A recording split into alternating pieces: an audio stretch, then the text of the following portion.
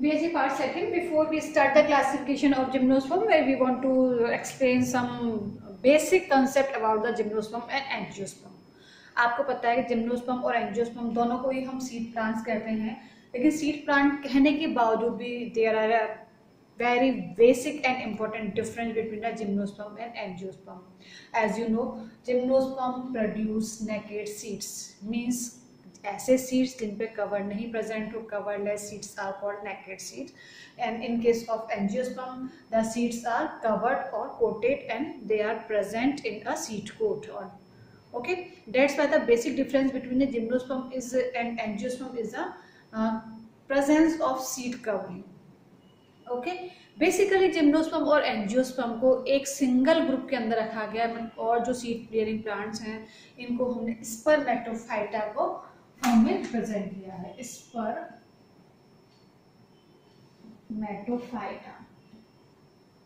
ठीक है. These Spermatophyta is divided into two parts.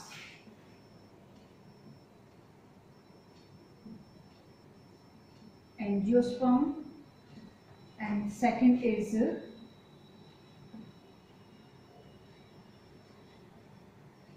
gymnosperm. Angiosperm have a seed cover.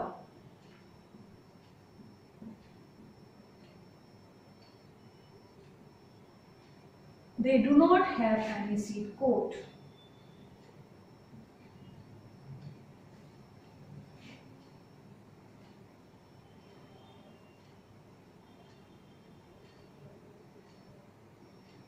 Cover is also called seed coat. अब ऐसा होता क्यों है? What is the basic concept which happened between the gymnosperm and angiosperm which is responsible for the formation of seed coat? Means ऐसा क्या concept है जो कि seed coat formation के लिए responsible है? At first I explain about the angiosperm. Okay.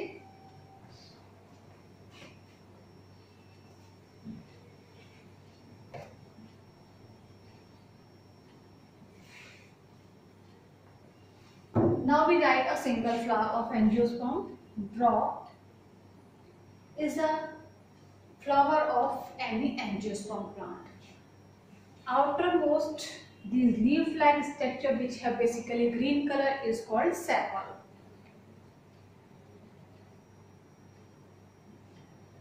Colorful part of the flower is called petal. A group of petal, जो petal हैं, जो दल हैं, इनका सारा समूह क्या कहलाता है? कोरोला कहलाता है. And group of sepals is called calyx.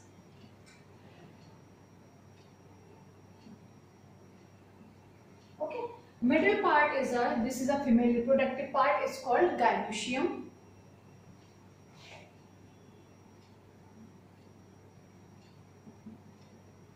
This gynoecium is made up by three parts.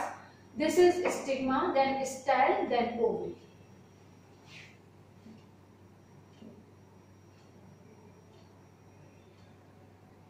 Stigma,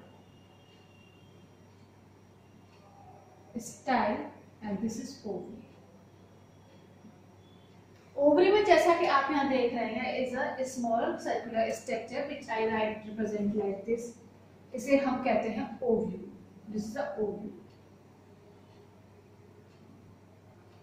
okay, ovule में सबसे ऊपर की तरफ यहाँ एग सेल प्रेजेंट होती है, is a egg cell. These two are synergy cell.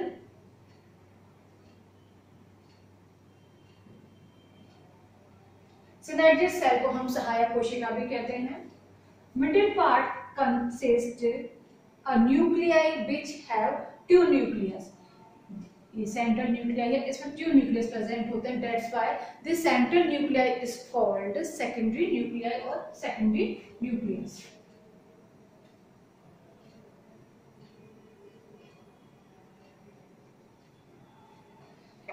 Lower part of the ovule consists three cells which are called antipodal cell. जो lower part है उसमें तीन सेल प्रेजेंट होती हैं जिसे हम क्या कहते हैं? एंटीपोडल सेल, या हिंदी में कहते हैं प्रतिमुखी कोशिकाएं. सिनर्जी सेल को हिंदी में कहते हैं सहायक कोशिका. सहायक कोशिका में synergids cell,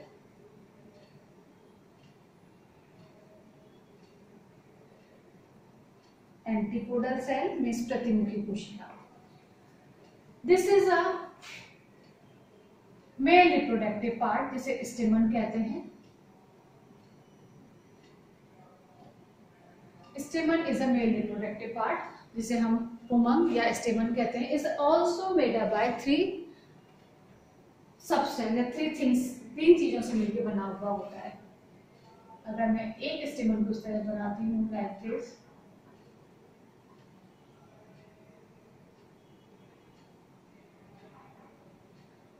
this lobe like structure is called anther. ऊपर जो लोब लाइक स्ट्रक्चर है इसे हम क्या कहते हैं? एंथर कहते हैं।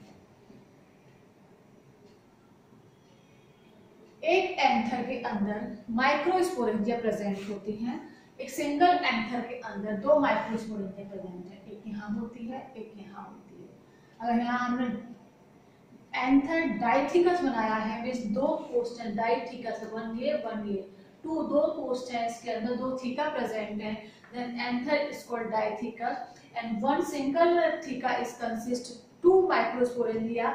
That's why both lobe of anther consist 4 microsporangia, इसके अंदर 4 माइक्रोस्पोरेंजिया प्रेजेंट होंगी। This condition is called tetrasporangiate. इस कंडीशन को हम क्या कहते हैं? Tetrasporangiate. This connective part is called connective.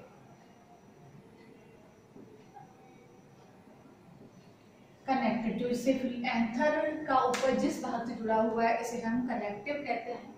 Lower part which attach with the help of connective, नीचे का भाग जो कनेक्टिव की सहायता से एंथर से जुड़ा हुआ है, इस पार्ट को हम कहते हैं फिलामेंट।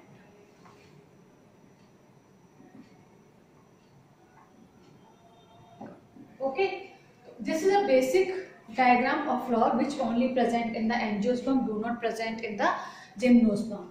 अब बेसिकली क्या होगा, हम इसके पॉलिनेशन को डिस्कस करेंगे यहाँ पे कि at the time of pollination जब ये एंथर मेच्योर हो जाता है, इसके अंदर जो पॉलन ग्रेन है वो परिपक्व हो जाते हैं, देन ये स्प्लिट हो जाएगा, फट जाएगा और पॉलन ग्रेन हवा में उड़ते हुए कहाँ पहुंच जाते हैं? इसकी स्टिग्मा पे पहुंच जाते हैं।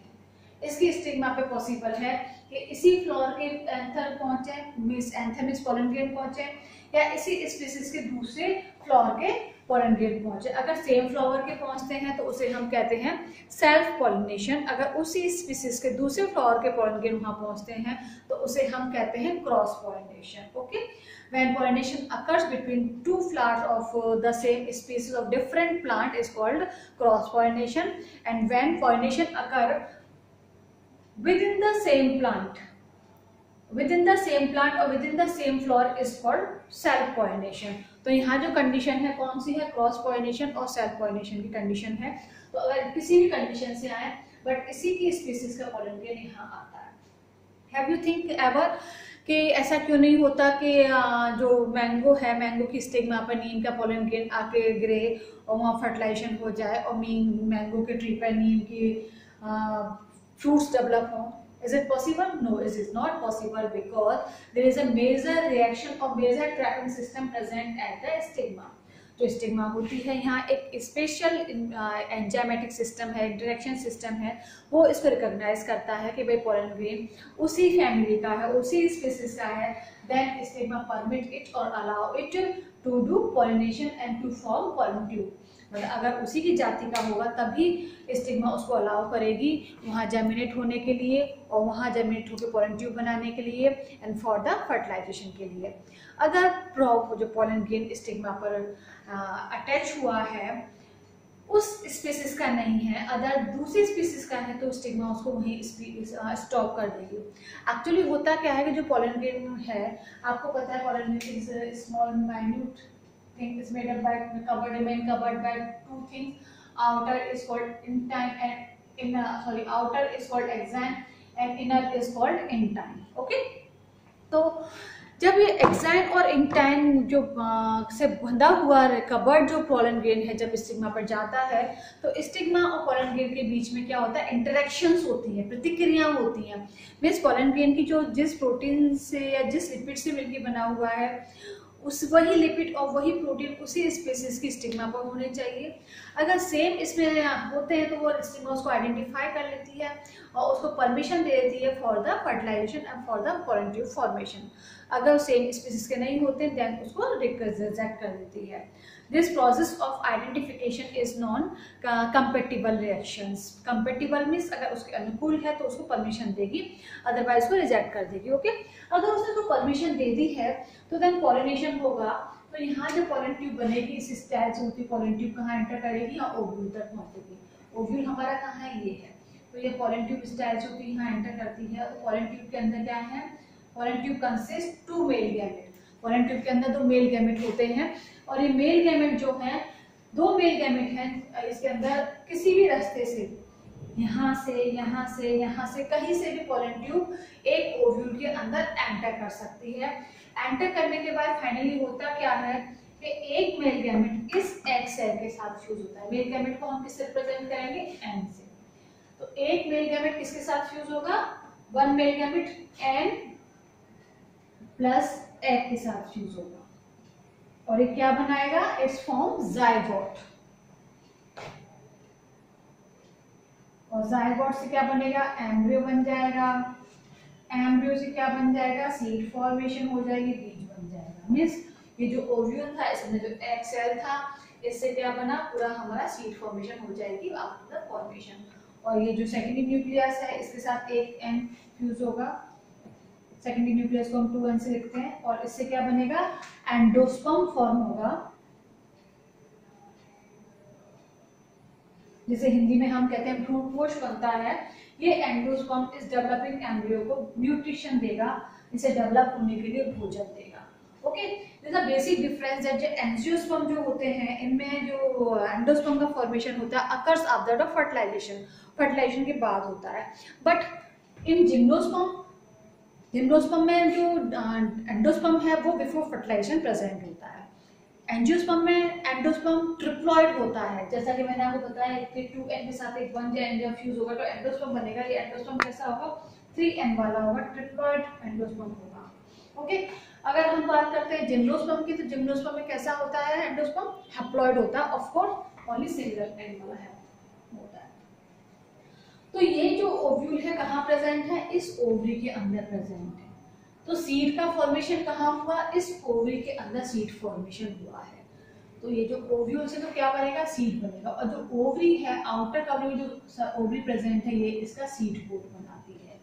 ओके, यही बेसिक रीजन है कि एंजियोस्पर्म में सीड्स के चारों तरफ सीड कोट या सीड कवरिंग प्रेजेंट होती है, which is responsible for the formation of seed coat और सीड कवरिंग। ओके, तो एंजियोस्पर्म में सीड कोट और सीड कवरिंग क्यों है, क्योंकि वहां ovule present within the ovary, ovary के अंदर प्रेजेंट है and which form a seed coat after the formation of embryo और सीड। जब सीड बन जाता है तो ओवरी उसकी सीड को फॉर्म करती है, सीड को बनाती है। Okay, it's a basic concept.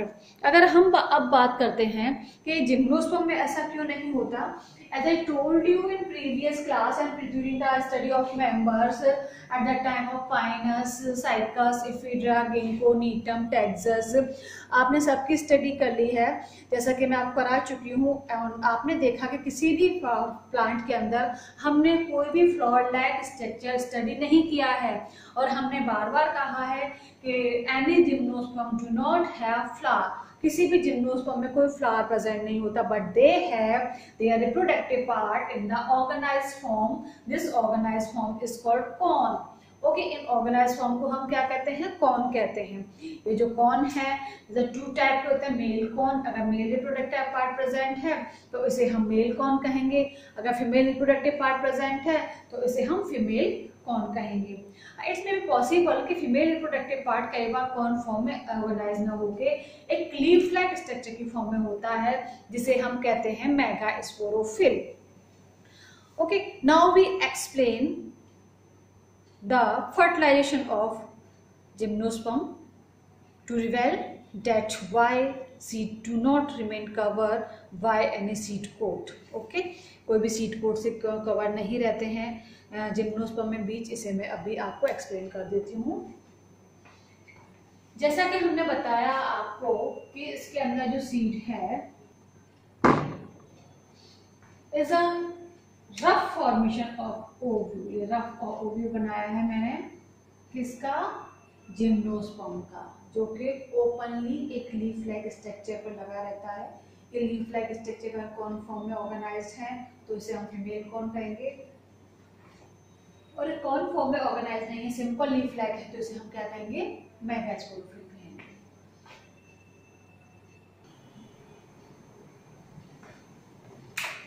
This is a rough diagram of gymnosperm ovule. Is a sticky drop, एक चिपचिपी बूंद होती है जिसे हम कहते हैं pollination drop.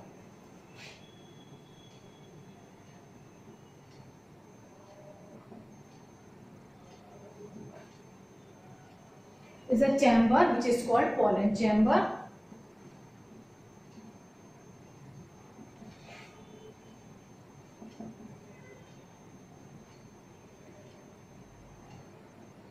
It's also called pollination chamber. These two are archegonia. The number of archegonia not fixed. It depends on the species or a type of gymnosperm.